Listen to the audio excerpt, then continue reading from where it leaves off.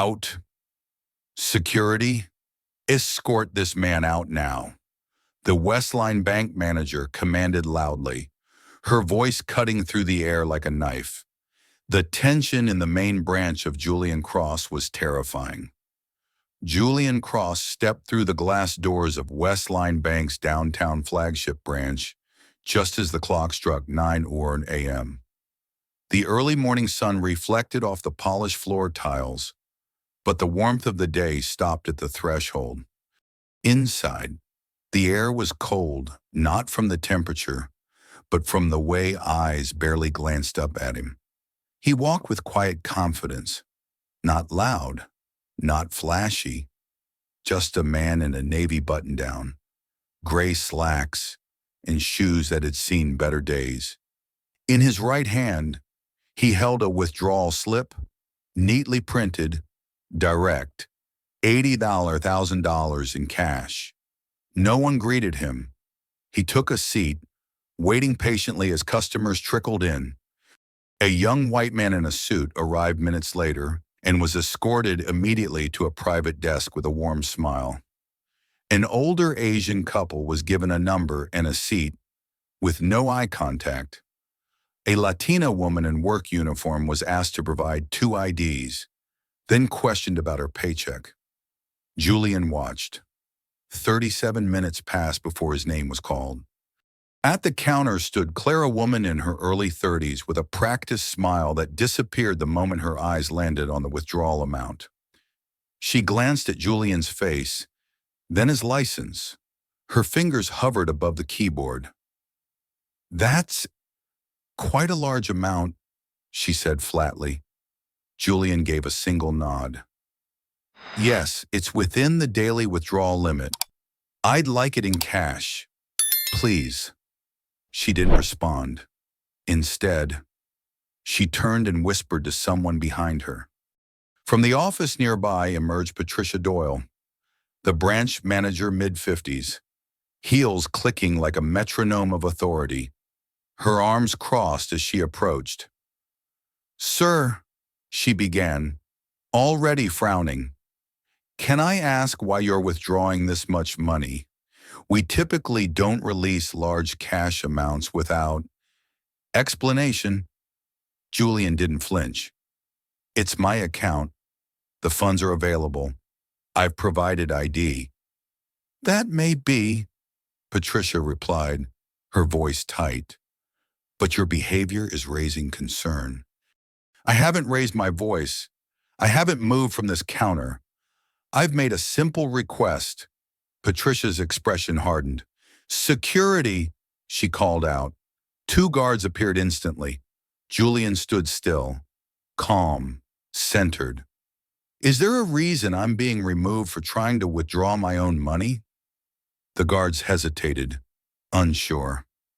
Patricia pointed. "He's being disruptive. Escort him out." The entire lobby had gone silent. Phones were out, recording. Julian didn't resist. Instead, he reached into his pocket slowly. The guards tensed. Patricia's eyes narrowed. But all he pulled out was a phone. He dialed. "Dylan, it's me. I'm at the Chicago branch. I'm being physically removed for attempting to access my own funds." The words were simple, calm, and chilling. Patricia blinked. Who did you just call?" Julian didn't answer. The storm was just beginning. 2 days earlier, before the standoff in the bank lobby, Julian Cross stood in front of his office window on the 38th floor of the Westline Holdings building, staring down at the city his company served. His reflection in the glass looked calm, distinguished, even. But inside, there was a growing storm. Reports had piled on his desk for weeks. Customer satisfaction was high on the surface. But Julian had learned early in life that numbers could be massaged. And if you weren't looking for bias, you wouldn't find it. He was A confidential internal audit commissioned quietly had revealed a troubling trend. Black, Hispanic, and immigrant clients were routinely given longer wait times, denied large cash withdrawals, and subjected to more intrusive questioning. Even loan approvals, when filtered by race and zip code, painted a picture no press release could smooth over.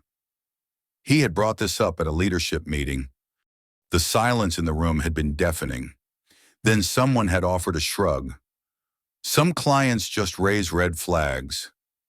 Julian, you know how compliance is. Yeah, he knew. He also knew that a problem hidden behind protocol was still a problem, and he was tired of protocol. So, early Tuesday morning, Julian stripped away his title. No private driver, no tailored suit, no assistant trailing behind him with an iPad full of talking points.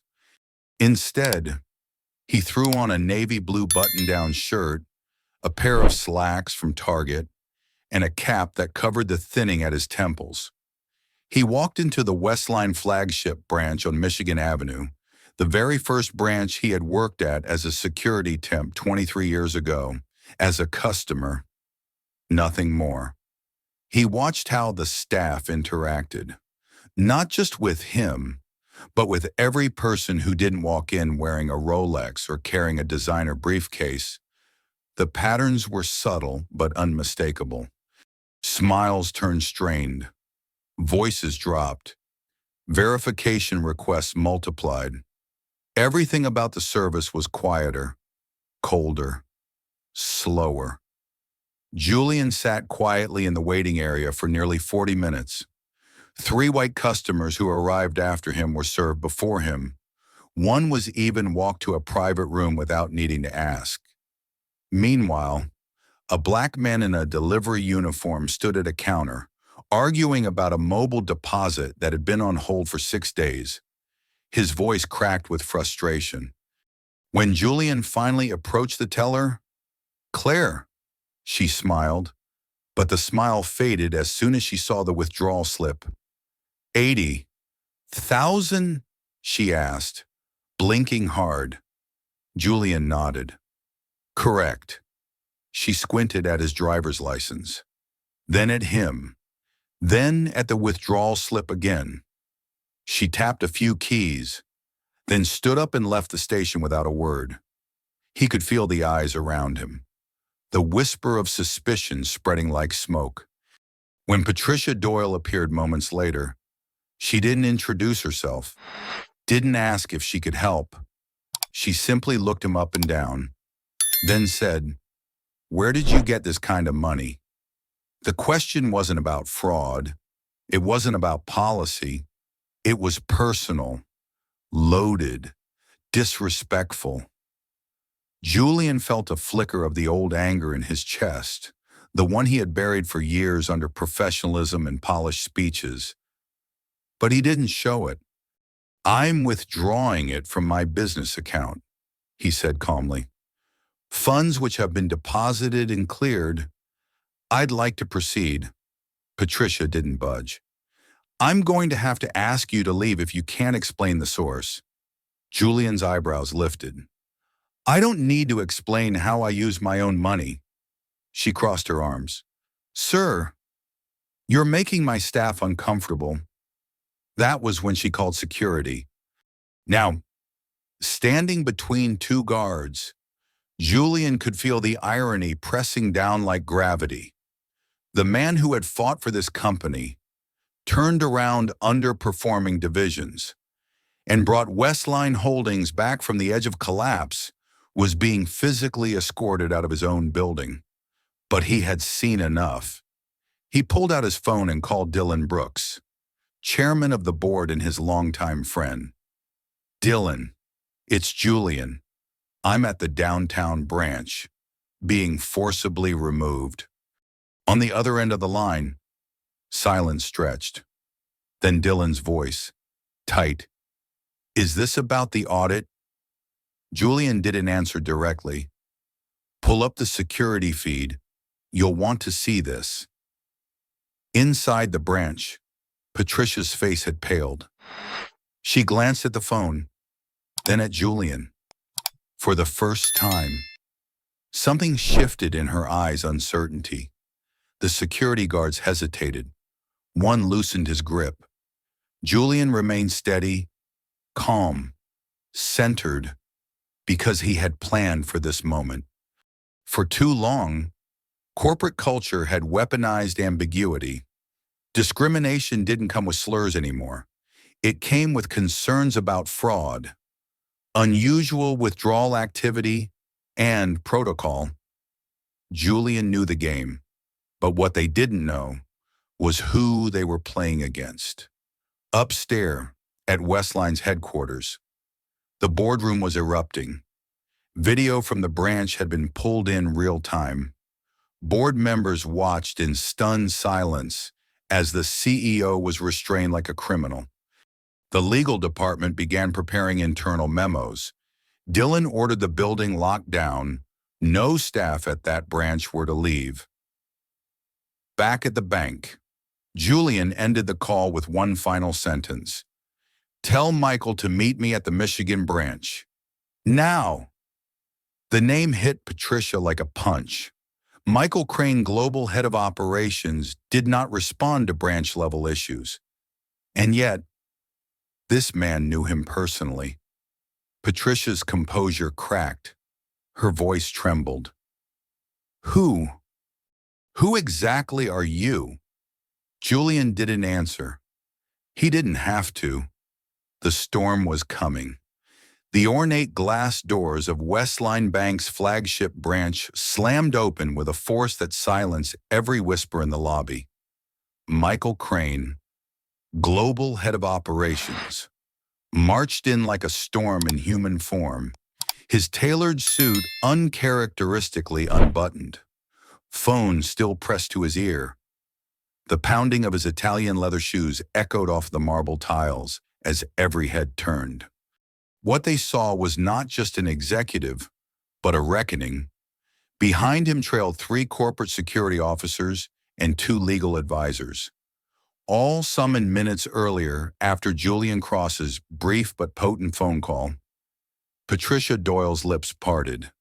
Words stuck somewhere between panic and disbelief. "Mr. Crane, what a surprise," she began, voice trembling despite her best effort to sound composed. She smoothed her blazer, instinctively stepping in front of Claire, Greg, and Troy as if to shield them from what was coming. Michael didn't stop walking. He didn't even look at her. Instead, his eyes locked directly on Julian, who stood tall in the center of the chaos. Hands calmly folded in front of him. No fear, no resentment, just a quiet storm wrapped in human dignity. "Release him," Michael barked. The 2 security guards let go of Julian's arms so quickly that one of them stumbled backward. Michael approached him, his voice now softened with something only a few people had ever seen in him: respect. "Mr. Cross," he said clearly, loud enough for the entire bank to hear, "I cannot express how sorry I am that you were treated this way, especially here, of all places." Gas whispered through the air. Patricia blinked. "Cross," she whispered to herself, then louder, almost pleading. "Julian! Cross!" Michael turned on his heel to face the entire staff, his voice rising again with righteous fury. "This man, this black man that some of you mocked, dismissed, and humiliated is not just a client. He is the CEO of Westline Holdings. Your boss." It hit like thunder. Claire's mouth dropped open. Greg went pale. Troy actually took a step back and hit the counter behind him, his smirk now long gone. Patricia swayed slightly on her heels, her hands beginning to tremble. "No!" she breathed, shaking her head. That can't be. Julian stepped forward, his gaze steady. It is. He looked at the shocked faces before him, people who had treated him like a criminal for simply asking for his money. People who had spent years building a culture of silent discrimination masked as professionalism. Then he spoke not with rage, not with vengeance, but with clarity sharpened by truth. You assumed I didn't belong, he began. You assumed I wasn't important enough to deserve respect. And you didn't just do that to me. You've been doing it to our customers. For years. He let the silence hang, heavy and uncomfortable. I've watched the footage, I've read the complaints, but this morning, I lived it. Patricia opened her mouth to respond, but Julian raised his hand slightly. No justifications, no apologies made under pressure. The damage is already done. He turned to Michael. I want legal to prepare immediate terminations. Patricia Doyle, Troy Langston, Greg Baker effective now. Claire, I want her placed under internal review for compliance failure and bias-related behavior. Michael nodded and signaled the legal team without a word. Troy stammered, stepping forward. Sir, Mr. Cross, I didn't know who you were. Julian looked at him, his tone even. That's the problem. You shouldn't have to know someone's title to treat them with dignity. Claire's lip quivered. Tears welled in her eyes. But she said nothing. Patricia's face had gone from red to white. Her hands clutched in front of her like a schoolchild being scolded. I've given this company everything for over a decade, she whispered, as if the volume might earn her sympathy. And you lost it all in 10 minutes, Julian replied gently. Michael stepped beside Julian. Sir, would you like us to clear the lobby? Julian shook his head. No, let them see. Let every customer in here witness what accountability looks like. We demand it of them. Today, we give it back. Inside Westline's headquarters, board members watched the live stream from the branch in stunned silence. The room that had, just hours earlier, been reviewing quarterly reports now bore witness to the collapse of a carefully polished facade. This will go public, one of them murmured. Yeah, replied Dylan Brooks, who had joined them in the observation room. And it should. He crossed his arms. Let them see what happens when power is underestimated because of skin color. Let them see how our CEO handles it with composure, clarity, and consequences. Back at the branch, Julian turned back toward the customers. Many were still filming. Some stared in awe. An older black man near the back gave a small, proud nod. Julian smiled faintly.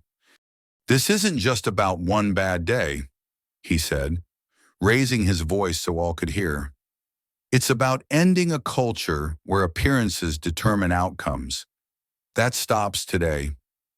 Then, calmly, he walked toward the exit, not rushed, not escorted, a quiet king reclaiming his own court. Before he reached the door, he paused, turned back, and added one last line. If you think respect is something earned only by status, then you've misunderstood humanity itself. With that, Julian Cross exited the branch, not just as a CEO, but as a symbol. Outside, the city was still buzzing, unaware of the transformation happening behind those double glass doors. But it wouldn't stay that way for long. Because what just happened inside Westline Bank, the whole world was about to find out. The fallout began before Julian Cross even stepped into his black sedan.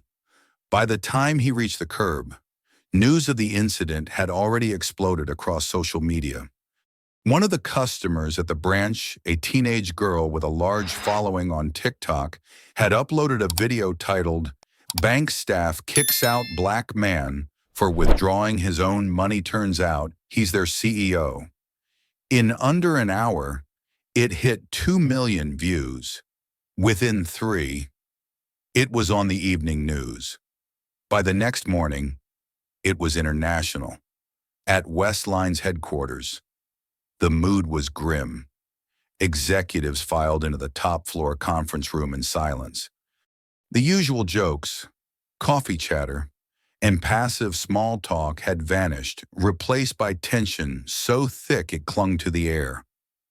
Julian stood at the head of the long mahogany table, hands folded in front of him. No suit, no tie, just a simple black sweater. He didn't need embellishments to hold attention now.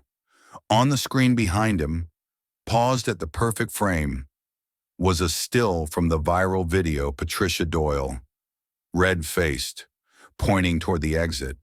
Julian, calm as stone, being held by security. He let the silence stretch. Then, he spoke. "I told you we had a problem." No one argued. "Some of you," he continued, his voice low and controlled, "dismiss the early warning signs. You blame compliance, or training gaps, or customer behavior. Some of you even suggested we tone down the diversity initiatives because they were distracting." He pressed play. The video rolled subtitled, time-stamped, damning. Gasps escaped the lips of even the most jaded executives as they watched their CEO treated like a threat by people wearing the company badge. Julian let it play through. The entire confrontation, the call to Michael, the firings, the truth. When it ended, he turned back to the room. "That was me, but it could have been any black customer, any immigrant, any person who didn't look the part." He looked around. "I didn't just experience discrimination. I experienced our culture." Within 24 hours, Westline Bank had launched an internal task force called Project Fairlight. It was more than damage control. It was a complete institutional shift. Julian refused to let this be a PR cleanup. He wanted real, measurable change. Every branch was ordered to undergo immediate third-party equity audits. Mandatory anti-bias training designed by real community leaders, not corporate contractors, was implemented across all departments. Branch managers were required to host town hall sessions with local customers to rebuild trust. And for the first time in the bank's 60-year history, Julian opened a direct CEO customer communication portal. No more gatekeepers, no more filtered feedback. But while Julian pushed forward publicly, the private weight of the moment settled heavily on him. Late one night, 3 days after the incident, he sat alone in his office. Rain tapped gently against the floor-to-ceiling windows, the city glowing beneath him. He stared at his reflection in the glass, not as a CEO, not as a symbol, just a man. And he asked himself the question he hadn't dared to until now. What if I hadn't spoken up? What if I had just left that branch quietly? Again, the thought lingered, and it chilled him, because that had been his default most of his life. Endure, outperform, be unshakably composed. But this time, he hadn't just represented himself. He had represented every person who had ever walked into a place of power and been told subtly or blatantly that they didn't belong, and that couldn't be ignored anymore. By the end of the week, Julian visited the branch again, this time openly as CEO. The building buzzed with tension as he walked in, greeted by a new interim manager and a very different atmosphere. The staff stood straighter. The energy was cautious, respectful, but not fearful. It was reflective. Julian didn't come to fire anyone. He came to observe. He shook hands. He made eye contact. He watched a young white teller named Emma greet a South Asian couple with warmth and patience.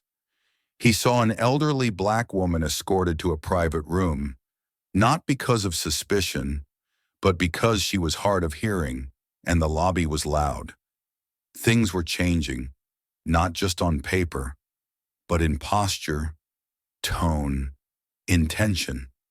As he left, a woman followed him to the door. She was a customer, early 60s, dark skin, crisp white blouse, eyes full of quiet fire. She placed her hand on his arm. "I saw the video," she said, "and I want you to know you didn't just walk back into that bank for yourself." Julian's throat tightened. She nodded, then walked away. That night, he wrote a company-wide message. It went to every branch, every office, every inbox. It read, "The true measure of leadership isn't how you respond when the cameras are rolling. It's how you act when no one knows who you are. I was tested this week, not just as a CEO, but as a man, and I saw things, ugly things, that too many of our customers have endured in silence. That silence ends now. We will lead, not with slogans, with standards. We will serve, not with judgment, with humanity. Because no one should have to look like power to be treated with respect. Let's rebuild what we broke, together." The next morning, media outlets praised Westline's bold transformation. But Julian didn't care about applause. He cared about the next customer who walked into a branch in worn jeans and tired eyes, asking for help, and left with dignity, because that's what power was really for. Not to punish, but to protect. A month had passed since the now legendary incident at Westline Bank's Michigan Avenue branch, the day a quiet black man was mistaken for a threat, then revealed to be the CEO. But for Julian Cross, the real work had just begun. Headlines had faded. Social media had moved on. But inside Westline, something deeper was taking root. What began as a scandal was now being studied in classrooms, quoted in leadership seminars, and shared in barbershops, churches, and boardrooms. Julian hadn't just responded to racism, he had exposed a system and dared to rebuild it publicly. And perhaps most remarkably, he had refused to seek revenge. Early one morning, Julian arrived at the company's Newark branch unannounced. He wore no name badge, no media entourage, and no formal agenda. He stepped through the door quietly, just as an elderly man with dark brown skin struggled to sign a deposit slip at the front counter. The teller behind the glass didn't rush him. She leaned forward patiently, offered to help, then walked around to assist him without hesitation. Julian watched it all. The man, Mr. Amos, thanked her with a warm smile. The teller smiled back. That moment didn't go viral. It didn't need to, because that's where the legacy was being built, in the spaces no one recorded. At corporate headquarters, the new Customer Equity Index CEI Julian had implemented began showing measurable improvements. Wait times were now being tracked not only by time, but by race, language, and accessibility. AI review systems were flagged for signs of subconscious bias. Staff bonus structures were overhauled to reward inclusive service, not just efficiency or sales. Julian called it quiet accountability because systems didn't need to scream to be just. They just had to listen. One afternoon, his assistant knocked gently. "There's someone here to see you. She doesn't have an appointment, but I think you'll want to take it." Julian looked up. "Name?" The assistant hesitated. "Claire Weston." He sat still for a moment, then nodded. "Send her in." Claire entered slowly, no longer in her navy blue blazer, no Westline badge on her lapel. She looked softer, less guarded. Julian motioned for her to sit. "I wasn't sure if you'd see me," she said quietly. "I wasn't sure if you'd come," he replied. She took a breath, eyes glassy. "I wanted to say thank you." He blinked, surprised. "You had every right to destroy me in front of the cameras," she continued. "You didn't. You could have humiliated me, but you didn't. You gave me the chance to understand how blind I've been." Julian nodded once, letting the silence absorb her honesty. "I've spent the last month volunteering at a local community center," she said, "listening, learning. I'm not here for a second chance. I just wanted you to know." "I see it now." Julian studied her face. The discomfort was real, but so was the growth. "I'm not interested in your perfection," he finally said. "I'm interested in your progress." She wiped her eyes. "Thank you for that." As she stood to leave, Julian added, "If you're serious about staying in the work, talk to HR. We're launching an equity outreach program. We could use people who've seen both sides." She turned back, stunned. "You'd trust me again?" He looked her in the eyes. "Trust is earned, and you're not done earning it. But yes, we grow people here, or we're nothing." Weeks later, Westline hosted its annual shareholders meeting, normally a dry, numbers-driven affair. This year was different. The venue was packed, with double the usual attendees, not for the earnings report, but for Julian's keynote. He stood beneath the soft lights of the main ballroom, a simple microphone before him. No teleprompter, no script, just truth. "I want to talk about the moment that redefined us," he began. He didn't sugarcoat it. He played the video again. He let the discomfort return. Then, he said something no CEO had ever said from that stage.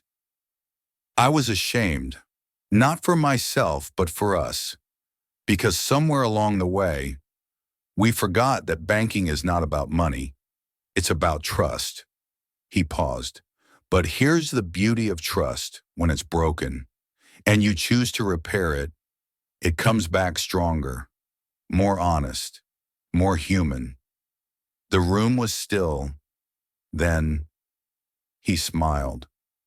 "And I'm proud to say Westline didn't hide. We faced it, and we're better for it." The applause that followed wasn't polite. It was personal. Months later, Julian sat on a bench outside the same branch where it all began. The summer breeze carried laughter from a group of children playing across the street. He closed his eyes, letting the warmth touch his skin. Beside him sat Dylan Brooks, friend, board chair, and witness to it all. "You changed the company," Dylan said. "No," Julian replied. "The company finally changed with me." Dylan nodded thoughtfully. "You ever regret doing it so publicly?" Julian looked at the branch. Windows clean, clear, open. "No. Some stories need to be seen to be believed." They sat in silence for a moment. Then Dylan asked, "What do you call what you built here?" Julian took a deep breath. "I call it justice." In a quiet corner of the bank's employee training portal, A plaque now sat digitally required reading for all new hires. It bore a quote from Julian Cross.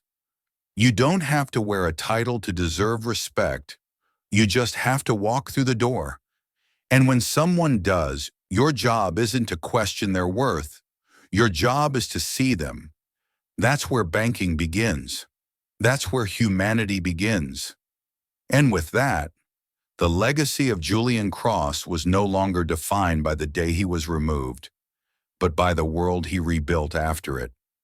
The morning light filtered softly through the glass panels of the Westline Holdings headquarters, illuminating a space that had become more than just a corporate tower. It had become a symbol of accountability, of reform, and most personally to Julian Cross, of growth born from pain. Inside his office, Julian stood in silence. It was the last day he would sit in this room. The nameplate on the desk still read Julian Cross, Chief Executive Officer, but in a few hours, that title would belong to someone else. He wasn't retiring. He was releasing, because what he came to build had been built, not finished, never perfect, but planted, rooted, and growing without him. He ran his hand along the edge of the desk. Mahogany, smooth, cold. How many decisions had been made here? How many emails typed, hands shaken, and truths swallowed before they were spoken? And how many battles quiet and loud had been fought in this very chair? He had given Westline everything he had. But it wasn't just about banking anymore. It hadn't been for a long time. It was about legacy. Downstairs, the company had organized a send-off. Nothing excessive, Julian wouldn't allow it. No champagne towers or confetti cannons. Just a gathering of people, the real ones, from tellers to regional managers, board members to janitors. Everyone was invited, not for ceremony, but for presence. As he entered the atrium, a gentle applause began, uncoordinated, genuine, imperfect, like the company itself. Julian took the small stage set up beneath the atrium skylight. No notes, no projections, just memory. "I want to leave you," he said, voice calm and steady, with a story. He told them of his first day at Westline, how he wore an oversized security uniform with a borrowed name tag, how the marble floors had intimidated him, how no one had looked him in the eye, but he stayed, and he learned, and he climbed, because he believed in the idea of this place even when the reality disappointed him. He told them how much it hurt the day he realized that wearing a suit still didn't protect him from suspicion, that he could be the architect of a system and still be mistaken for a threat within it. But, he added, that day also freed me. Because when you stop fighting to be seen by people who choose blindness, you start seeing yourself more clearly, and that clarity changes everything. In the audience, faces shone with tears. Some quietly nodded. Others simply listened, still processing the weight of what he had carried and passed on. Julian paused. Then he looked up, eyes glistening. "This company doesn't need me to survive," he said. "It needs you to keep choosing what's right, when it's hard, when it's inconvenient, when no one is watching." Then he stepped down. No fanfare, no dramatic walk-off, just a quiet return to his seat. The applause didn't erupt.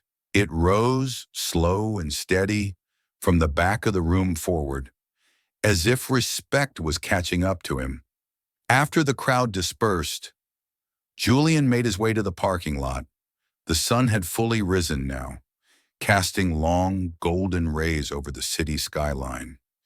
He didn't head to a car. He walked down the block, past the coffee shop where he used to grab his first day of the week espresso, past the bench where he once took lunch alone just to breathe, and eventually to the Michigan Avenue branch. Yes, that branch. The one where it had all begun and almost broken. Inside, it was different now. Warmer. He stepped in slowly, looking around as staff greeted him with knowing smiles, not the forced kind, but the kind shaped by history. The new manager, Aisha Monroe, walked out from the back. She extended a hand but then changed her mind and hugged him instead. "We're holding it down," she whispered. "I know you are," Julian replied, his voice thick. She led him to the side office where his picture now hung on the wall, not just in recognition, but in honor. Below it was a plaque, Julian Cross, the CEO who chose to be seen, so others could be seen too. Later that afternoon, Julian stood alone on the Riverwalk, watching the slow churn of water beneath the bridge.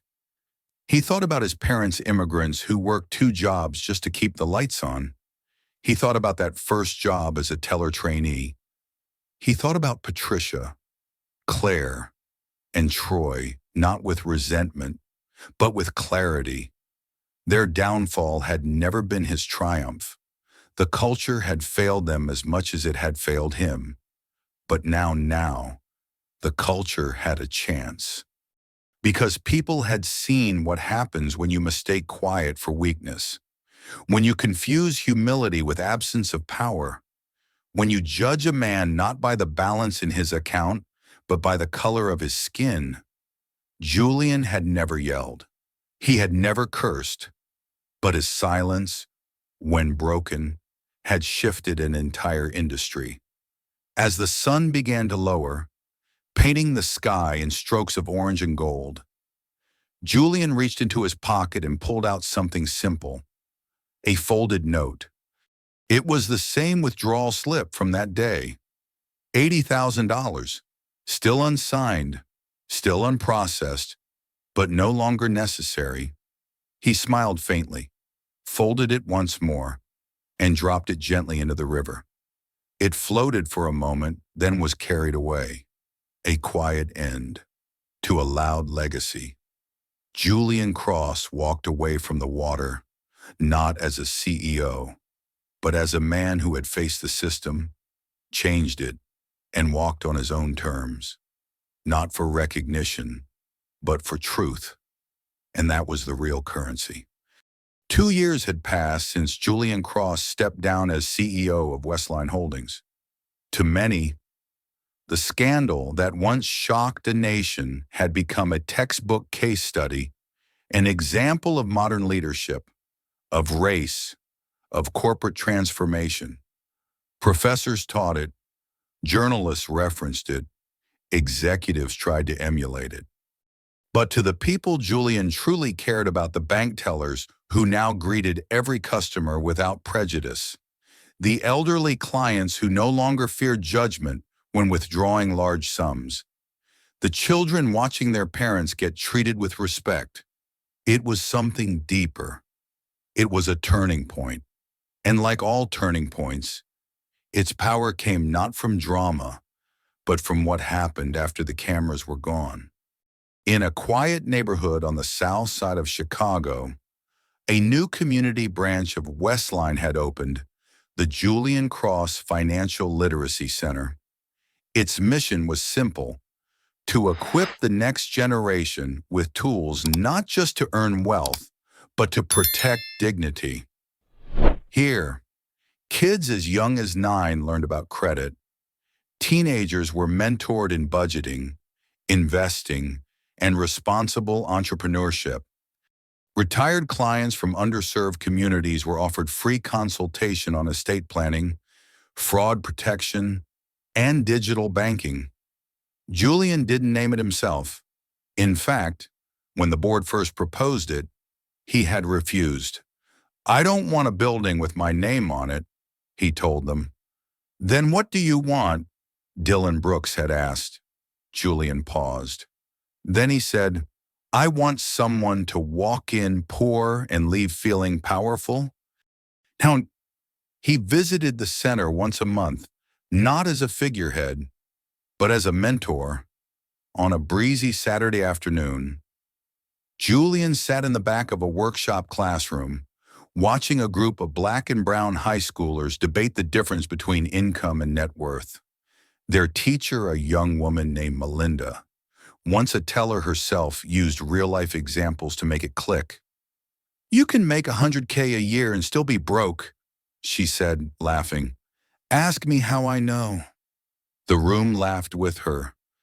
Julian smiled, quietly moved. After class, one of the students, a 17-year-old named Deshaun, approached him. "You're Mr. Cross, right? The one from the video." Julian's smile thinned just slightly. "I suppose I am." Deshaun shifted, then asked, "Were you scared that day? You look so calm. But weren't you mad?" Julian nodded slowly, the question sinking in. "I wasn't mad," he said. "I was tired. Tired of being polite to people who saw me as a threat. Tired of over-explaining myself to systems that didn't trust me. And tired of smiling through it." Deshaun leaned in, eyes wide. "So what did you do with that anger?" Julian's answer was quiet but firm. "I turned it into change." Elsewhere across the country, Westline branches had transformed. Under the guidance of Project Fairlight, the bank had rolled out a new service charter. Every branch manager was now required to spend one day each quarter working undercover, rotating between security, teller stations, or even waiting rooms disguised as customers. It wasn't a gimmick. It was empathy training. "Feel the weight of being overlooked," Julian had written in the original internal memo. "Then come back and make sure no one else ever feels that again." This practice was quickly adopted by several other financial institutions. Julian's quiet rebellion had gone industry-wide, but not everyone was convinced right away. Some critics had called it a PR stunt. Others said the changes wouldn't last. But then something happened that silenced them. A white executive at a rival bank, Charles Remington, shared a story publicly at a conference. He had walked into one of his own branches in jeans and a hoodie inspired by Julian's method, and was ignored for 23 minutes. "No one made eye contact," he said. "I was spoken to with suspicion, and I realized, for Black Americans, that's not a one-off. That's daily life." He paused on stage. "And if we don't fix that, we're not bankers, we're gatekeepers." The audience gave a standing ovation. Julian wasn't in the room, but his presence echoed there, at home. His life was quieter now. He gardened. He read more books than emails. He cooked his mother's recipes on Sunday evenings. He mentored quietly, mostly one-on-one, no speeches, no press. One night, he sat on the porch of his home with a warm mug in hand as the sky dimmed into twilight. His phone buzzed, a message from Dylan. "Still can't believe it. 3 years since that day. Just wanted you to know, customer satisfaction's at an all-time high. Complaints about bias down 62%. You did it. Man." Julian looked at the message, then typed back, "We did it. I just lit the match. The team carried the fire." Later that week, he received a letter, handwritten, neat cursive. It was from Patricia Doyle. She had taken a job at a nonprofit focused on workplace equity. She completed a certification in bias training. She was helping other companies avoid the same mistakes. Her letter wasn't long, but it was honest. "I used to think I was fair, that I was objective, but I was just comfortable. You forced me to wake up. Thank you. I carry that day with me, not as shame, but as fuel." Patricia Julian folded the letter slowly and placed it in the drawer beside his desk. He didn't need to respond. The work had already spoken. One afternoon, while walking near Lake Michigan, a little girl tugged on her mother's sleeve and pointed. "Mommy," she whispered. "Is that the man from the library wall?" Julian chuckled to himself as the mother turned and smiled politely, unsure of what to say. Julian bent down gently, eyes level with the girl. "That man just wants to make sure you never have to prove your worth to be treated like a person?" She blinked, then grinned. "Okay." The wind picked up, rustling the leaves beside the bench where Julian now sat. The lake stretched endlessly before him, reflecting a sky in constant transition, sometimes calm, sometimes stormy, just like change, just like progress. He closed his eyes, took a long, deep breath, and let the silence wrap around him like peace. He hadn't just built a better bank. He had helped the world imagine a better way to see one another, and that was a balance no number could ever measure. When the press asked Julian Cross what his proudest moment was as CEO of Westline Holdings, he didn't mention profit margins, merger deals, or the boardroom battles he'd won. He mentioned a school visit. It was a small public school in Detroit. The walls needed paint. The gym lights flickered. But the energy, the hope was loud and alive. He had been invited to speak to a group of 11th graders during their career exploration week. The staff had warned him not to expect much. "Most of them don't even know what banking is," one teacher had whispered apologetically. "They hear CEO and think, rich guy in a suit who yells at people." Julian had smiled gently. Then maybe it's time they met one who doesn't.